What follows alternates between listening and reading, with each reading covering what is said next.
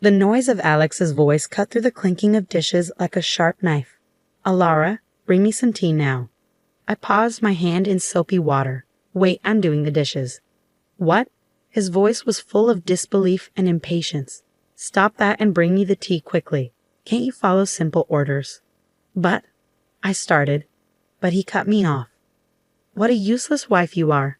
Make me some sweet coffee, please." It was Mrs. Whitmore, my mother-in-law, speaking from the living room. She was eating a slice of cake she'd taken from the fridge, her eyes glinting with spite. I sighed, looking at the pile of dishes. "There are so many. Leave them for later. Just do what we say, useless wife." Alex's words hit like a whip, each one stinging. I was Alara, a 28-year-old working mother feeling trapped in a life that felt more like a prison than a home. I got married at 23, hoping for love and companionship. Instead, I found myself stuck with Alex and his demanding mother. Our 4-year-old son was my only source of joy in a bleak world. We lived in Alex's parents' house, a decision I had to accept under the pretense of taking care of Mrs. Whitmore after my father-in-law passed away. At first, I felt sorry for her, thinking she was grieving, but soon I realized I was just a pawn in her cruel game of domestic control. No matter how much I cooked, cleaned, or worked, it was never enough. My efforts were always met with scorn. My meals were either left untouched or harshly criticized. "The stir-fry is so half-hearted," Mrs. Whitmore would sneer. "Cook it properly from scratch." "I'm busy and can only make simple things," I'd say, trying to sound calm. "That's why I hate backtalk from a daughter-in-law," she'd snap. "Cook from scratch." "Why don't you cook then? You're a good cook, right?" I dared to ask once, immediately regretting it.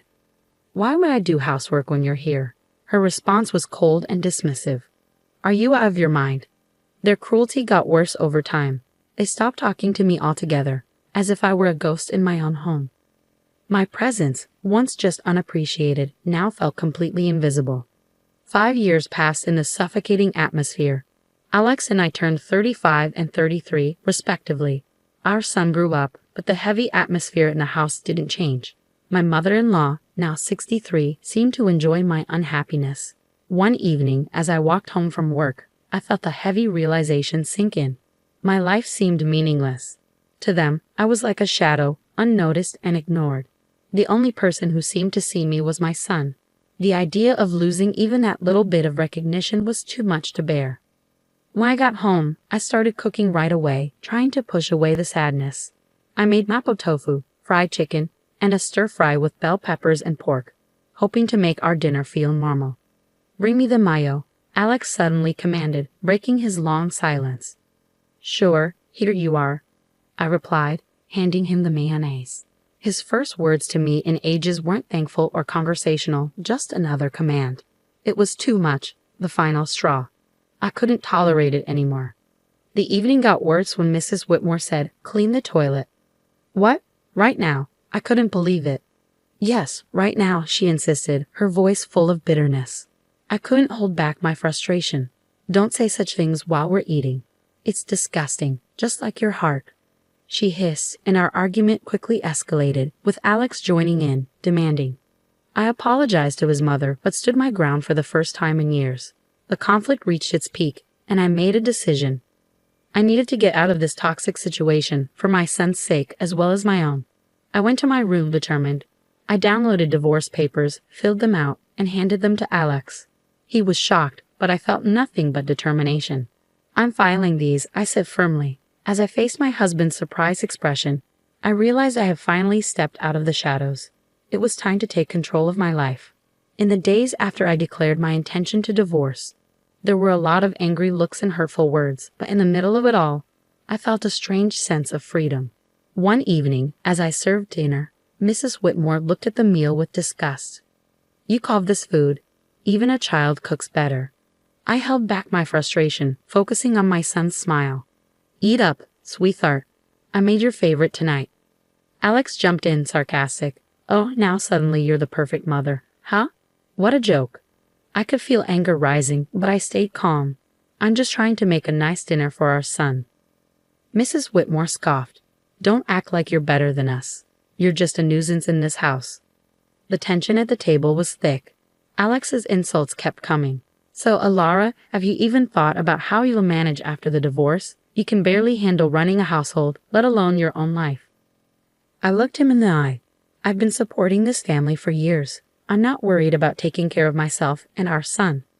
His smirk faded slightly, a hint of unease crossing his face. Mrs. Whitmore quickly stepped in. Don't be ridiculous. You rely on us more than we rely on you. The conversation shifted to money, a topic they usually avoided. You know, without my paycheck, this household would struggle. I said more to myself than to them. Mrs. Whitmore scoffed. We'll manage. We don't need your charity. But Alex's silence said it all. He knew the truth. Without my income, they would be in trouble. In the following days, their behavior became more unpredictable. Mrs. Whitmore would switch between trying to persuade me to stay and hurling insults when I resisted. Alex, meanwhile, seemed lost, his confident demeanor fading as the reality of his financial reliance on me sank in. One afternoon, I overheard a conversation between them that sent shivers down my spine. Leaving her is not an option, Alex whispered angrily. We rely on her money. Mrs. Whitmore's response was chillingly calculated. Don't fret, I have a plan. We'll make her life so miserable she won't even think about leaving. Hearing their true intentions shocked me. They didn't care about me or our son. It was all about control and money. That night, lying in bed, a plan began to form. If they wanted a fight, they would get one, but not with arguments. I would hit them where it hurt most, their pride and their wallets. The next morning, I set my plan in motion. I contacted a lawyer, a sharp, no-nonsense woman. I want a divorce, and I want to ensure they don't get more than they deserve, I told her. She nodded firmly. We'll make sure of that. You've been the main provider, right? We'll use that. With each passing day, my determination only grew stronger. I started keeping records of everything. The insults, the financial tricks, even the smallest annoyances. It was time to make them face the music. They needed to see the consequences of their actions. As I gathered evidence, I felt a sense of strength. For the first time in years, I felt like I had control over my life. The shadows of disrespect were fading away, and in their place, a new beginning was emerging. As the divorce process started, the tension at home grew worse. But with each passing day, my fear faded, replaced by determination. One evening, Mrs. Whitmore tried a different approach. Alara dear, why don't we forget all this unpleasantness? You know we're family, she said, but her words were dripping with insincerity. I held her gaze steady. Family doesn't treat each other the way you've treated me. Alex, who had been silent, scoffed. Oh, now you're the victim. You're not as innocent as you act. I felt anger rising, but I stayed calm. I'm not pretending anything, Alex. I'm just not willing to be your punching bag anymore. The conversation shifted to money, as it often did. You think you can just take our son and go? How will you support him? Alex challenged. I smiled confidently. I've been supporting this family for years. I'll manage. Mrs. Whitmore's sneer twisted into her face. You're nothing without us. You'll come begging to return. But their words didn't affect me anymore. I knew my value and the truth. The next day, I met with my lawyer again. She outlined the plan clearly. We'll expose their financial dependence on you. It'll be crucial in the custody battle and dividing assets. I nodded, feeling validated. The law was backing me, and I was ready to stand up for myself. At home, the tension reached its peak. Mrs. Whitmore's attempts to undermine me became more desperate. You think you're clever, she spat one evening, but you're just abandoning your family. I looked her straight in the eye. No, I'm finally standing up for myself. Alex joined in, his voice full of anger. You'll regret this. You can't survive without me. But I wasn't afraid of his threats anymore. As days passed, I prepared for the court battle. I gathered financial documents, recorded their hurtful words, and collected evidence of their neglect. One afternoon, as I sorted through my papers, my son came to me. Mom, are we going to be okay? His voice was small and uncertain. I pulled him close, feeling a surge of protectiveness. Yes, sweetheart, we're going to be just fine. We're leaving this place and starting a new happy life. Just you and me. His arms tightened around me, and in that moment, I knew I was doing the right thing. I was fighting for my son's future, not just for myself. The day of the court hearing approached, bringing a sense of impending freedom. I was ready to confront Alex and Mrs. Whitmore, to put an end to their control and abuse. I was ready to take back my life and give my son the peace and happiness he deserved. It was time for justice, and I was determined to see it through. The day of the court hearing arrived, a day I had been dreading yet eagerly awaiting. Sitting across from Alex and Mrs. Whitmore in the courtroom, I felt a surreal mix of emotions.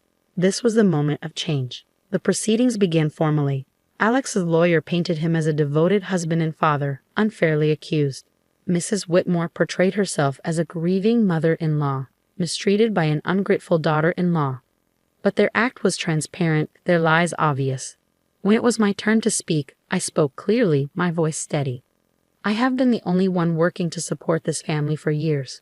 My husband's unemployment and his mother's manipulation have caused constant strain. Alex interrupted, pretending to be hurt. Alara, how can you say these things? I turned to him, my gaze firm. Support isn't just words, Alex. It's about actions, and your actions have been selfish and cruel.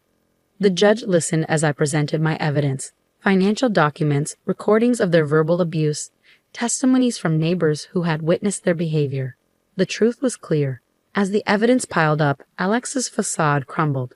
Mrs. Whitmore's calm demeanor cracked, revealing her true nature. The courtroom fell silent, tension thick in the air. Then came the bombshell that sealed their fate. My lawyer presented evidence, photographs and documents proving Alex's infidelity and Mrs. Whitmore's affair with a neighbor, Mr. Harwood. The courtroom buzzed as the images were shown, revealing their deceit for all to see. Alex paled, his eyes wide with shock. Mrs. Whitmore's anger twisted her expression, her hands shaking.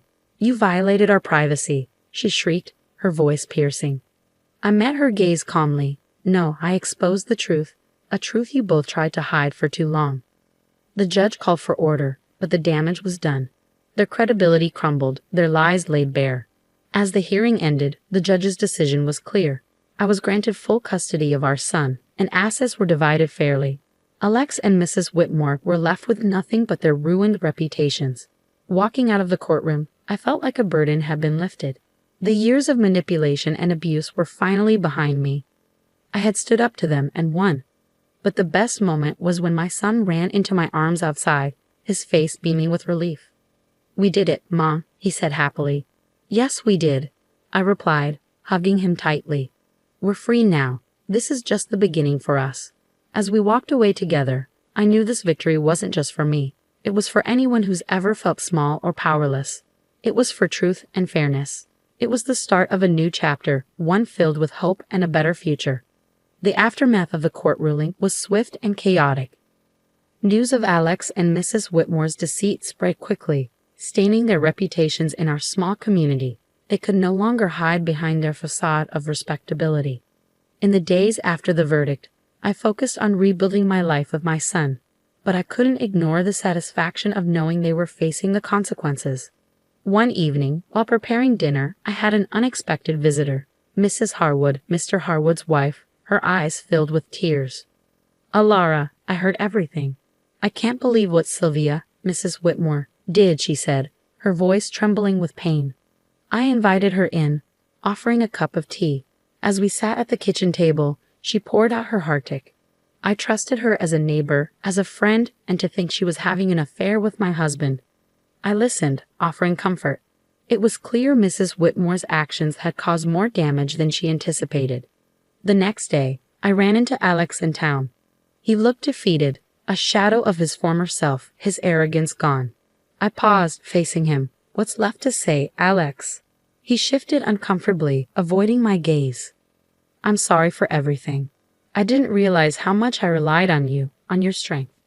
His apology, though belated, marked a shift in power.